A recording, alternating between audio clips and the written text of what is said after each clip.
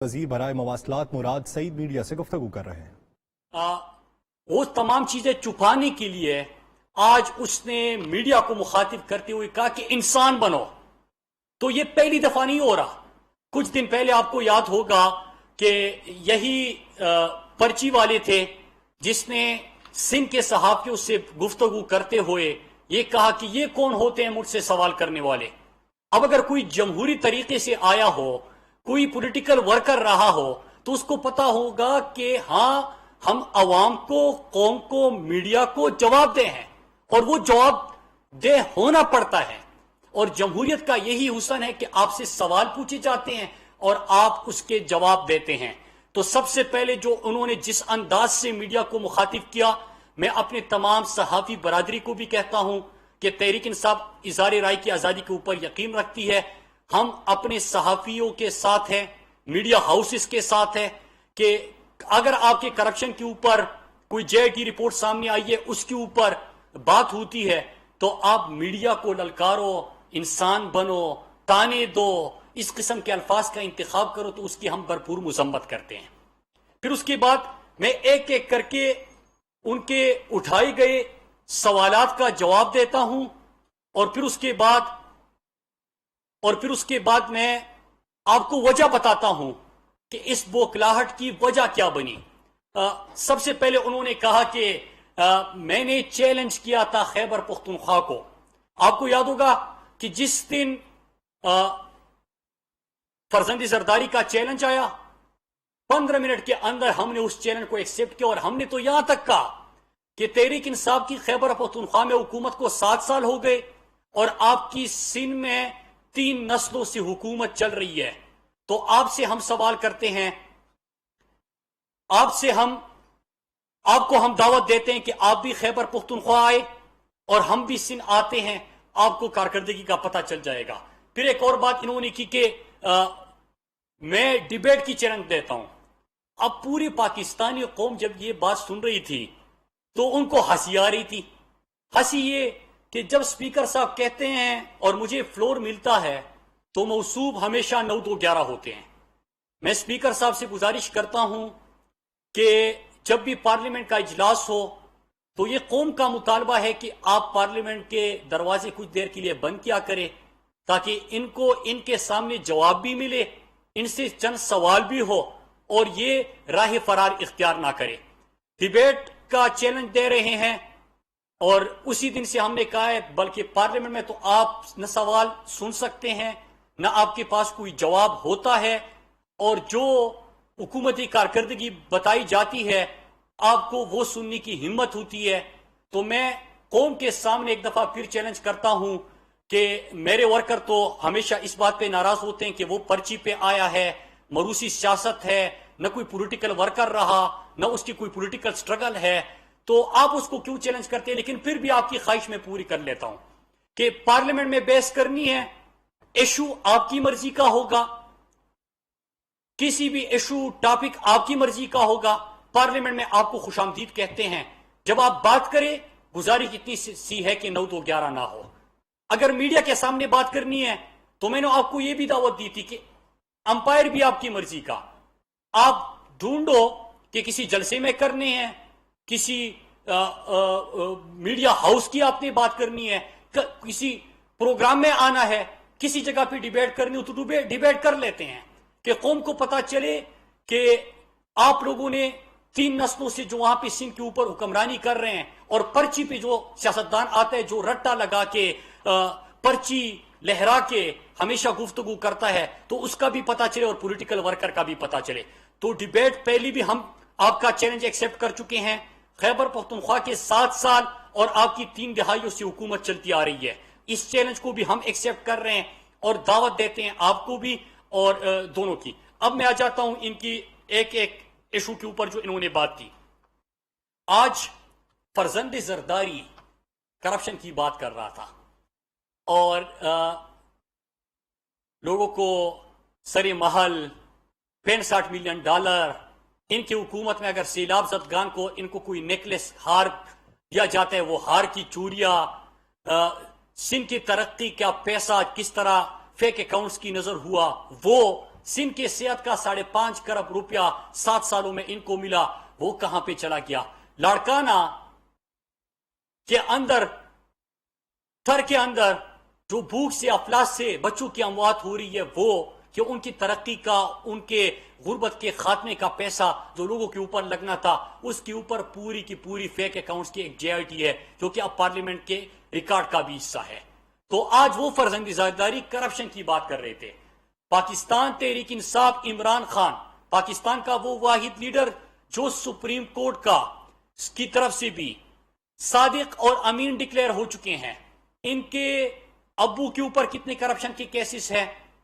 فرزند زرداری خود جو صدقے کے بکرے ہوتے ہیں وہ بھی فیک اکاؤنٹ سے، برتھ ڈے پارٹیاں ہوتی ہے وہ بھی فیک اکاؤنٹ سے، گھر کے اخراجات چلتے ہیں وہ بھی فیک اکاؤنٹ سے، یہاں تک کہ فرزند زرداری اور ایان علی کے ٹکٹ کے پیسے بھی ایک ہی اکاؤنٹ سے پے ہوتے ہیں۔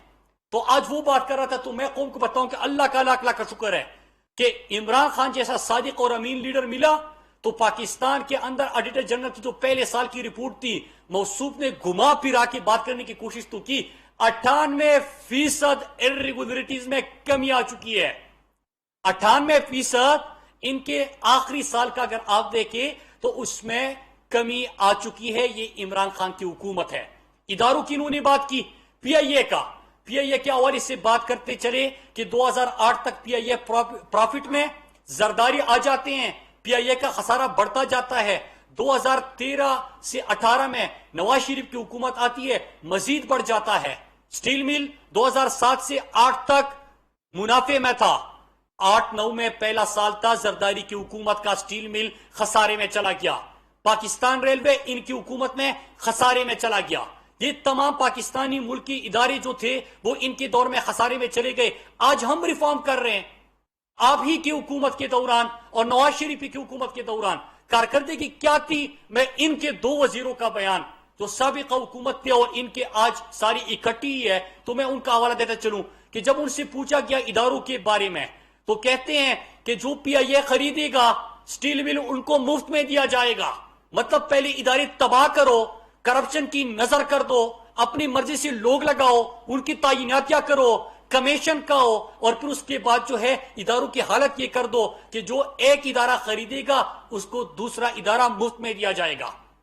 پھر اس کے بعد انہوں نے بات کی کرونا کے اوپر۔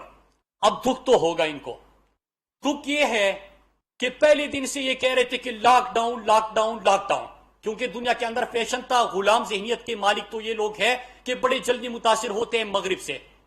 اب پوری دنیا کے اندر لاک ڈاؤن کی بات ہو رہی تھی، انہوں نے بھی لاک ڈاؤن کی بات کی، لیکن آج دنیا کیا کہہ رہی ہے؟ ابھی جو رپورٹس آئی ہے دونوں، کل آپ نے آکسفام کی رپورٹ دیکھی کہ عمران خان نے پہلے دن کہا تھا کہ لوگوں کو مرض سے بھی بچانا ہے، لوگوں کو بھوک سے بچانا ہے، لوگوں کو بے روزگاری سے بچانا ہے، اور اس مقصد کے لیے پاکستان کی تاریخ کا سب سے بڑا ریلیف پیکج 1200 ارب کا لے کے آئے۔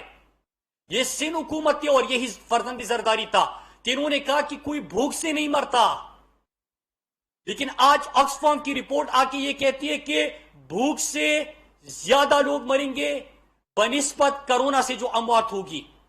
عمران خان نے کہا کہ سمارٹ لاک ڈاؤن کا کنسپٹ لے کے آئے، سمارٹ لاک ڈاؤن کے کنسپٹ کے اوپر انہوں نے شور مچایا۔ آج دنیا کہہ رہی ہے کہ ہمیں سمارٹ لاک ڈاؤن ہی واحد حل ہے کہ لوگوں کا روزگار بھی چلتا رہے، اکانومی بھی چلتی رہے، لوگوں کو مرض سے بھی آپ محفوظ رکھے۔ تو یہ ماڈل بھی سکسیسفل رہا، دنیا نے اس کو اپریشیٹ کیا۔ تو ان کو دکھ یہ ہے کہ یہ تو سمجھ رہی تھی کہ یا پاکستان کی اکانومی مکمل بیٹھ جائے گی یا اللہ نہ کرے پاکستان میں اموات اتنی ہو جائے گی، لیکن اللہ کا شکر ہے کہ پاکستان اس وقت ایشیا کے اندر سب سے زیادہ جو کرونا کے اوپر قابو پا رہے ہیں، یا جو کیسز کا پھیلاؤ تھا اس کو روکنے میں کوئی ملک کامیاب ہوا تو وہ پاکستان ہے۔ عمران خان کی وہ اسٹریٹجی کہ ہم نے یہاں پہ سمارٹ لاک ڈاؤن کرنا ہے، اس کا کیا کہ آج انڈیا کے اندر غربت کی وجہ سے، بھوک کی وجہ سے لوگوں کی اموات کے اوپر رپورٹس مرتب ہو رہی ہے، 12 کروڑ لوگ بے روزگار ہو گئے، لیکن اللہ کا لاکھ لاکھ شکر ہے کہ جب یہ ہم نے بھی لاک ڈاؤن اگر کیا تو اس کے ساتھ ساتھ ہم نے احساس پروگرام 144 ارب کا دیا، جس میں 1.6 ملین لوگوں کو ہم نے 12,000 فی خاندان دیا، 33 لاکھ سے زیادہ خاندان सिंध के अंदर हमने लोगों को उस वक्त इमदाद पहुंचाई। आपने भी वादा किया था फरजंदी जरदारी। आपका एक वजीर आके कहता है कि 5 लाख लोगों को हमने राशन दिया, दूसरा कहता है कि 3 लाख को, तीसरा कहता है कि 1.5 लाख को। पूरे सिंध के अंदर किसी को भी पता नहीं चला कि राशन किसको मिला। रोजाना आपकी तरफ से सिर्फ भाषण दिया जाता है। आप कहते हैं कि कोई भूख से नहीं मरता। हर साल सिंध के अंदर आम हालात में सबसे ज्यादा खुदकुशियां जो है वो अमवात वो तर के अंदर होती है। भूख की वजह से, पानी पूरा ना मिलने की वजह से लोगों की अमवात होती है। उसके ऊपर भी आज आपको दुख यह है कि कोरोना की जो स्ट्रेटेजी थी, एनसीयूसी ने जिस अंदाज से काम किया, तमाम सूबों को मुत्तहिद किया, इकट्ठे लेके गए। अल्हम्दुलिल्लाह स्मार्ट लॉकडाउन भी वक्त ने सही साबित कर दिया। दुनिया उस तरफ जा रही है। अल्हम्दुलिल्लाह ऑक्सफाम की रिपोर्ट आई, पूरी दुनिया अब ये इसकी तरफ जा रही है कि भूख से की वजह से ज्यादा अमवात होगी बनिस्बत कोरोना के। तो उसी स्ट्रेटेजी की तरफ जा रहे हैं जो इमरान खान की स्ट्रेटेजी थी। बजाय इसकी कि आज खुश हो जाते कि पाकिस्तान की जीत है, दुख आपको यह है कि पाकिस्तान की इकानमी भी बर्बाद नहीं हुई, अल्लाह ना करे लोगों की अमवात भी ना हुई। शर्म आनी चाहिए इस किस्म की स्ट्रेटेजी के ऊपर और सोच के ऊपर। फिर एक और चीज इन्होंने बात की, इल्जामात की बौछार की प्राइम मिनिस्टर के हवाले से, इमरान खान के हवाले से। अब एक शख्स जो पाकिस्तान के लिए हमेशा फख्र का सबब बना, पाकिस्तान के आला अदलिया ने उसको सादिक और अमीन डिक्लेयर कर दिया। और ये तमाम जो चोर, डाकू और लुटेरे इनको कहते हैं, ऐसी नहीं कहते। इनके ऊपर जेआईटीज की रिपोर्ट्स बनी हुई है, इन कोई सुप्रीम कोर्ट से कन्विक्टेड है, किसी के अभी केसेस चल रहे हैं। वो लोग आके इमरान खान के ऊपर गुफ्तगू करते हैं। अपना कद बढ़ाने की कोशिश जरूर हो सकती है, लेकिन इससे इनको कुछ हासिल नहीं होगा। अल्हम्दुलिल्लाह मैंने जिक्र किया 98% जो है वो केसेस में कमी आई, लेकिन इसके साथ साथ इदारे भी बेहतर होने लगे, कोरोना की स्ट्रेटजी भी कामयाब हो गई। मैं उसके ऊपर आता हूं कि ये खौफ और ये जो आज मीडिया को भी उन्होंने ताने दिए, आज जो गुस्सा था उसकी वजह क्या बनी। आपको याद होगा कि चंद दिनों से जेआईटी रिपोर्ट्स के ऊपर बात हो रही है। और जेआईटी रिपोर्ट्स क्या है, आप इससे पहले फेक अकाउंट्स की जेआईटी उठा लीजिए। उसमें क्या था कि मुराद अली शाह जो सिंध का वजीर आला है, वो फ्रंटमैन है या सहूरतकार है जरदारी के करप्शन का। जरदारी में बिला फरजंदी जरदारी की, मतलब अबू की बात कर रहा हूं, कि उनके लिए सहूलतकारी का काम कर रहा है। इनके शुगर मिलों को सब्सिडी दी जा रही है। सिंध की तरक्की का पैसा जो सारा है वो इनके फेक अकाउंट्स में जा रहा है। और वो क्या हो रहा है कि फालूदे वाला, समोसे वाला, पकौड़े वाला, उनके अकाउंट से अरबा रुपए बरामद हो रही है। ये सिंध की तरक्की का पैसा है। लेकिन उसके बाद एक और जेआईटी आई। अब जेआईटी के ऊपर बहस हो रही थी कि ये जेआईटी है कि वो जेआईटी है, लेकिन जो उसके कंटेंट था उसके ऊपर किसी ने इनकार नहीं किया। 164 का बयान भी था। मैंने पार्लियामेंट में भी इसके ऊपर बात करना चाहिए। आपने देखा कि कोई शाम को बैठ के जिस तरह फरजंदी जरदारी अब गुस्सा हो रहा था, उसके अल्फाज जो थे वो गरम गलोच से काम ले रहा था, बोखला गए हैं। इनकी पार्टी शाम को रात को टीवी पे बैठ के वो सोशल मीडिया के बैठ के जो ट्रेंड्स चलाती है, गालियां देती है, वो बोखला गए हैं। और पार्लियामेंट के अंदर कभी माइक मार रहे हैं और पता नहीं बाइकाट कर रहे हैं और वॉकआउट कर रहे हैं। वो वहां पे तो पढ़ने नहीं दिया। मैं आज यहां पे कौम के सामने उसके 3-4 पॉइंट्स पढ़ता हूं कि कौम को पता चले कि क्या वजह है आज की प्रेस कॉन्फ्रेंस का, इस बोखलाहट की, इस गुस्से की वजह क्या है। उसमें उजैर बलोच इनके हवाले से कहता है कि, और आज प्राइम मिनिस्टर साहब की बहन के हवाले से भी बात किया, अल्लाह का लाख लाख शुक्र है। आप लोगों के यहां क्या होता है कि सारा पूरा टब्बर जो है वो करप्शन से पहचाना जाता है। कमीशन, बत्ताखोरी, कत्ल गारतगरी, मैं भी आपके सामने रिपोर्ट रखूंगा। ये तमाम आपकी पहचान बन चुकी है। 3-4 चीजें मैं अब उठाना चाहता हूं कि उजैर बलोच ने जो बयान दिया था, मैं उसके चीदा नुकात आज कौम के सामने रखना चाहता हूं, क्योंकि पार्लियामेंट में तो उन्होंने बात करनी नहीं थी इसके ऊपर। 2008 से 13 तक उजैर बलोच कहता है कि मैंने मुख्तलिफ जराए से असला खरीदा। लाला तवक्कुल, सलीम, नसीब, जब्बार, क्वेटा और पश्तीन से असलहा लेके आते थे, जिससे कत्ल, अगवा बर तावान, पुलिस मुकाबले, पुलिस थानों पर हमले, सियासी जलसों और हड़तालों की कामयाबी के लिए ताकत का इस्तेमाल किया जाता था। आपके सियासी जलसों की बात हो रही है। लियारी के इलाके में अपनी मर्जी की पुलिस अफसरान और मुलाजिमीन तैनात कराए, जो के अड्डों की सरपरस्ती की, बत्ता उसूली के लिए मुसल्लह ग्रुप बनाए जो कि बत्ता उसूल करते थे। بتہ وصول کر کے آپ کے خاندان کو، آپ کے پورے ٹبر کو اس میں حصہ ملتا تھا. یہ پوری رپورٹ کے اندر ہے، اور میں رپورٹ میڈیا کے سامنے بھی رکھ لیتا ہوں کہ میں اس کی بات کر رہا ہوں. پھر اس کے بعد ایک اور پوائنٹ میں اس میں رکھنا چاہتا ہوں کہ میں نے اویس مظفر ٹپی کو آصف زرداری کے لیے 14 شوگر ملوں پر قبضے میں مدد دی، جو کہ کم پیسے دے کر خریدی گئی. مطلب یہ کہ آپ زرداری کے شوگر ملوں کی بات ہو رہی ہے کہ وہ بھی انہوں نے عزیر بلوچ سے قبضے کروائے، اور انہوں نے مظفر ٹپی اور ان لوگوں کو استعمال کیا. آگے جا کے کہتے کہ میں نے اپنے گروہ کے 15-20 لڑکے آصف زرداری کے کہنے پر بلاول ہاؤس بھیجے، جنہوں نے بلاول ہاؤس کی گرد و نواح میں لوگوں کو ہراساں کیا اور 30-40 کے قریب بنگلے اور فلیٹ زبردستی خالی کروائے، جن کو خریدنے کے لیے آصف زرداری نے مالکان کو بہت قیمت ادا کی اور ان کو ہراساں کیا. آپ کے گھر کی بات ہو رہی ہے کہ آپ کی گھر کی بنیادیں بھی جو ہے اس میں لوگوں کا خون شامل ہے. 30-40 جو اس کے ارد گرد گرتے لوگوں کو ہراساں کر کے ان کو باہر نکالا گیا. خوف اس کا ہے، اس لیے آج غصہ تھا. ان سوالوں کے جواب دینے ہوں گے. پھر اس کے بعد آگے جا کے کہتے ہیں کہ انہوں نے جب حالات خراب ہوئے اور کراچی کے اندر الحمدللہ پاکستان کے ادارے، پاکستان کے رینجرز، انہوں نے جس طرح کامیاب آپریشن کیا، سندھ کو واپس امن کی طرف لے کے آئے. روشنیوں کا شہر جو انہوں نے برباد کر دیا تھا، اس کو جب امن دیا، تو جب آپریشن ہو رہا تھا تو ان دنوں میں فریال تارپور، جو کہ ان کی پپو ہے، زرداری صاحب کی بہن کی گفتگو کر رہا ہوں، وہ عزیر بلوچ کو بلا لیتے ہیں اور ان کو کہتے ہیں کہ آپ اسلحہ فلاں بندے کو دے دو، تنظیمی ذمہ داریاں فلاں بندے کو دے دو، اور آپ یہاں سے چلے جاؤ، تاکہ اس کو محفوظ رکھا جا سکے، اس کو تحفظ دیا جا سکے. تو یہ آپ اس قسم کی چیزیں کہ کراچی کے اندر قتل ہوتے رہے، کوئی اس انکار کر سکتا ہے؟ آپ کے حکم کے مطابق ہوتے رہے، بتخوری ہوتی رہی، آپ لوگوں کو بتے میں کمیشن ملتا رہا، وہاں پہ لوگوں کے سروں سے فٹ بال کھیلا گیا. اس رپورٹ کے اندر کہہ رہے ہیں کہ ہم نے پولیس موبائل کا استعمال کیا، جن کا کام ہے امن و امان برقرار رکھنا. پولیس موبائل استعمال کیا، لوگوں کو اغوا کیے، ان کے سر تن سے جدا کیے، اس کے اوپر فٹ بال کھیلا، لاشوں کو آگ لگا دی، اس کی ویڈیو بنا دی تاکہ لوگوں میں خوف بٹا سکے. یہ مناظر کیا کراچی کے لوگوں نے نہیں دیکھے؟ آج لوگوں کو پتا چل رہا ہے کہ آپ کے حکم پہ ہو رہا تھا. آپ تھانے بیچتے تھے، آپ وہاں پہ ایک S H O, S S P ان کی مرضی کا لگاتے تھے، کرمنلز بٹائے تھے آپ نے، تاکہ اسی طرح پولیس موبائلوں میں لوگوں کا اغوا کیا جائے اور ان کے سروں سے فٹ بال کھیلا جائے. کیا کراچی کے لوگوں نے یہ مناظر نہیں دیکھے؟ تو آج یہ تمام جو چیخ و پکار تھی، یہ جو پرچی لہرا کے آ جاتے ہیں پرچی والا، اس تمام چیز کی ایک وجہ تھی کہ انہوں نے اس کا جواب نہیں دیا. جے آئی ٹی کبھی کہتے کہ 4 سائن 6 سائن، یہ ڈیبیٹ چھوڑے.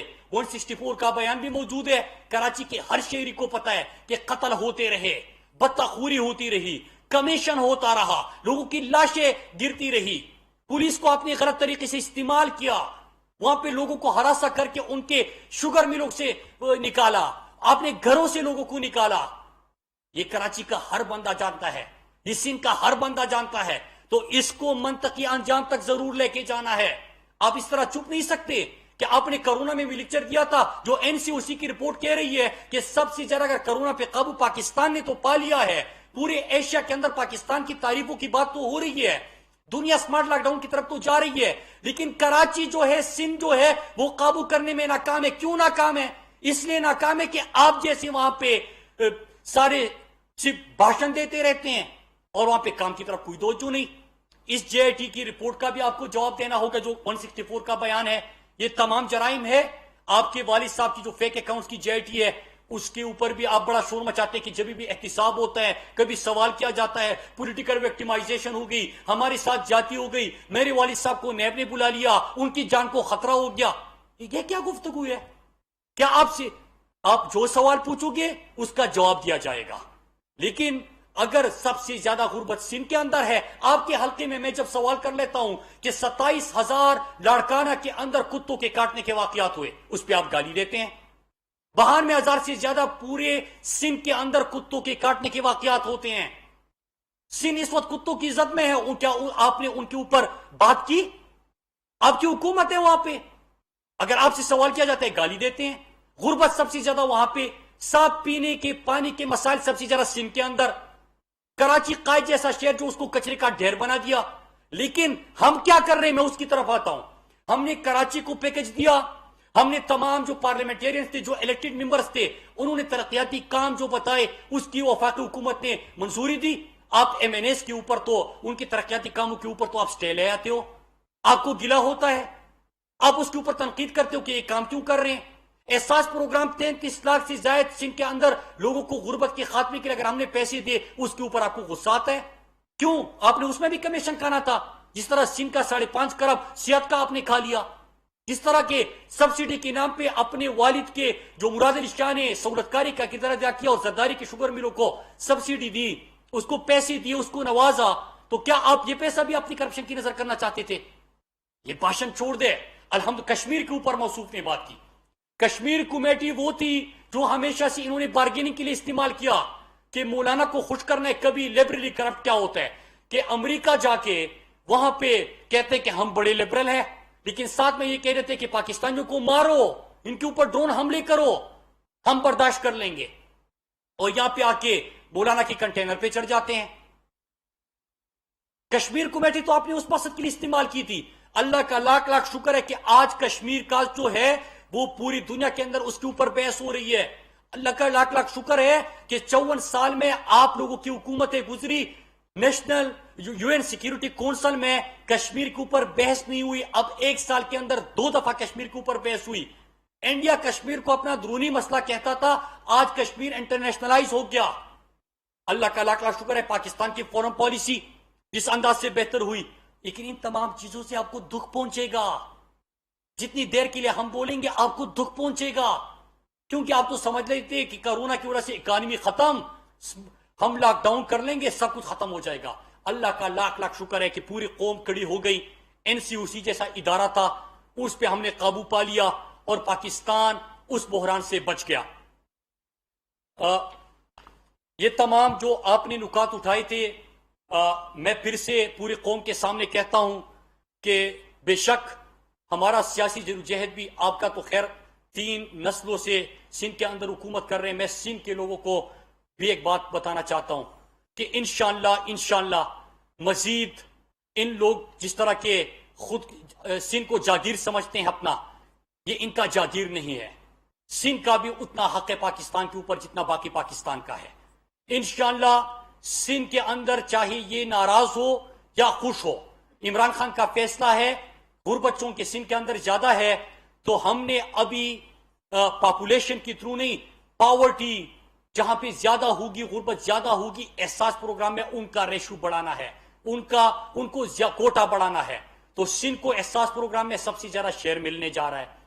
سندھ کی ترقی کے لیے جو SIDCL ہے اس کے تھرو منصوبے شروع ہو گئے ہیں، چاہے ان کو پسند ہو نہ ہو، انشاءاللہ اس کی تکمیل ہوگی۔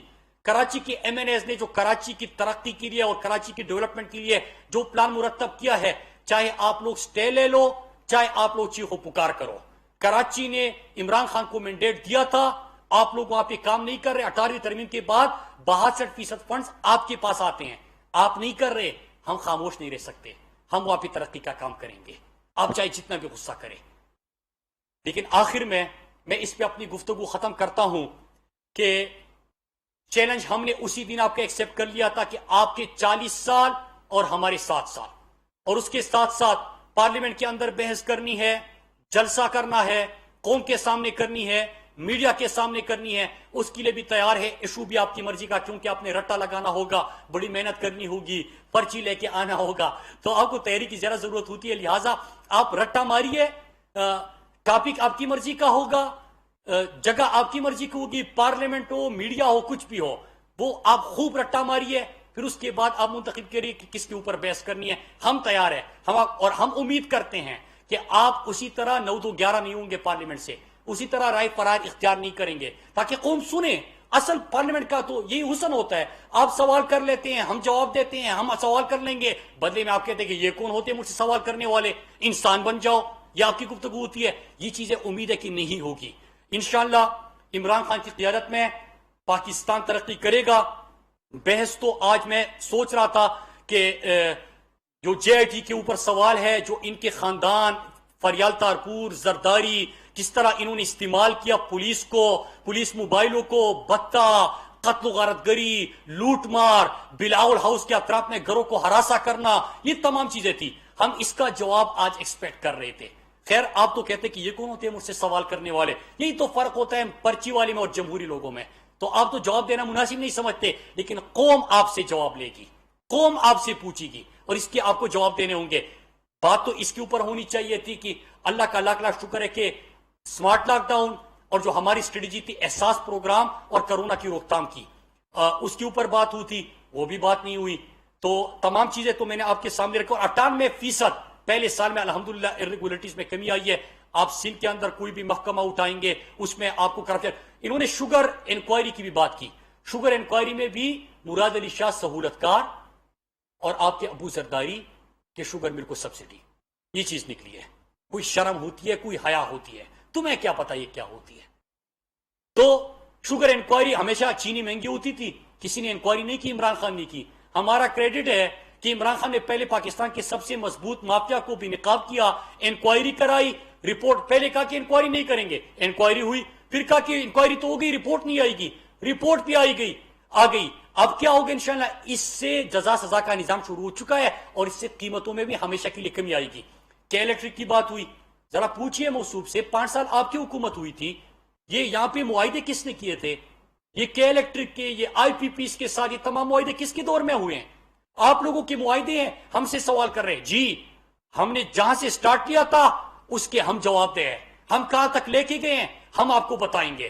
لیکن آخر میں اسی پہ ختم کرتا ہوں کہ آپ سے جو سوال ہوئے ہیں اس کے جواب دیجئے اور ہم ڈیبیٹ کے لیے تیار ہیں. پاکستان کے اندر کسی بھی جگہ پہ، کسی بھی مقام پہ، کسی بھی فورم پہ آپ ڈیبیٹ کرنا چاہے، رٹا پہلے سے ماریے گا، ہمیں اس کے بعد ایشو کا بتائیے گا. شکریہ. وفاقی وزیر مراد سعید میڈیا سے گفتگو کر رہے تھے. انہوں نے کہا کہ قوم کو پتہ چلنا چاہیے کہ 3 نسلوں سے پاکستان پیپلز پارٹی نے سندھ پر حکومت کر کے سندھ کا کیا حال کر دیا ہے. آج پریس کانفرنس میں فرزند زرداری کے منہ سے کرپشن کا ذکر سن کر حیرت ہوئی. جو پارٹی اپنا تمام خرچ فیک اکاؤنٹس کے ذریعے اٹھاتی ہے وہ کرپشن کی بات کیسے کر سکتی ہے؟